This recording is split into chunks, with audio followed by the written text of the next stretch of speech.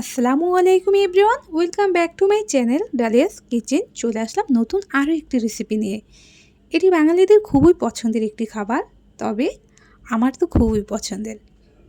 তো চলুন তাহলে দেখে নেওয়া যাক আজকের রেসিপিতে কি থাকছে। এটি অবশ্য বাসা আমি যেভাবে রান্না করে থাকি সেভাবে দেখানোর চেষ্টা করছি, ও সেই সাথে অনুরোধ রইল ভিডিওটি না টেনে শেষ পর্যন্ত দেখার।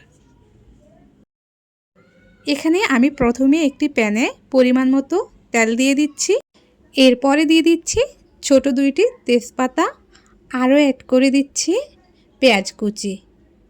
এগুলো একটু কিছুক্ষণ হালকা করে ভেজে নেব। এরপরে দিয়ে দিচ্ছি 1 টেবিল চামচ পেঁয়াজের পেস্ট, দিয়ে দিচ্ছি সামান্য পরিমাণ পানি,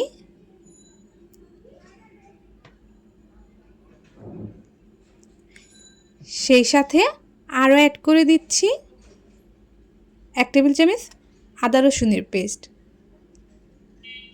এগুলিকে একটু নেড়ে চেড়ে এখন বাকি ইনগ্রিডিয়েন্টসগুলো দিয়ে দিব। দিয়ে দিচ্ছি 1 চা চামচ মরিচের গুঁড়া, 1/2 চা চামচ হলুদের গুঁড়া, স্বাদ মতো লবণ ও 1/2 চা চামচ ধনিয়া গুঁড়া, সেই সাথে দিয়ে দিচ্ছি 1/2 চা চামচ জিরা গুঁড়া। এই সবগুলোকে এখন ভালোভাবে কিছুক্ষণ কষিয়ে নিব। তেলটা উপরে ভেসে আসছে, এই পর্যায়ে আমি দিয়ে দিচ্ছি আগে থেকে ধুয়ে রাখা পাঁচমিশালি মাছ। এখন সামান্য পানি অ্যাড করে নেড়েচেড়ে ঢাকনা দিয়ে ঢেকে কিছুক্ষণ মাছগুলো কষিয়ে নিব। ঢাকনাটা তুলে দেখে নিচ্ছি, এই পর্যায়ে মাছগুলো কষানো হয়ে গেছে।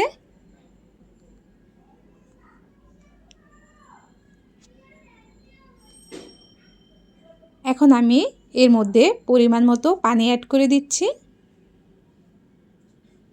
ঢাকনা দিয়ে ঢেকে কিছুক্ষণ রান্না করে নিব। এই পর্যায়ে ঢাকনাটা তুলে দিয়ে দিব আগে থেকে কেটে রাখা টমেটো।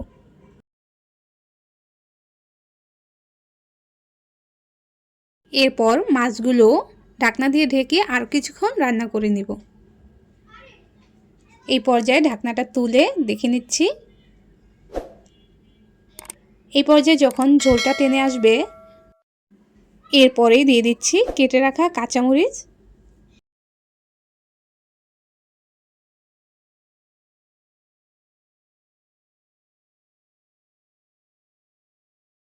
এরপরেই দিয়ে দিচ্ছি কেটে রাখা ধনিয়া পাতা কুচি।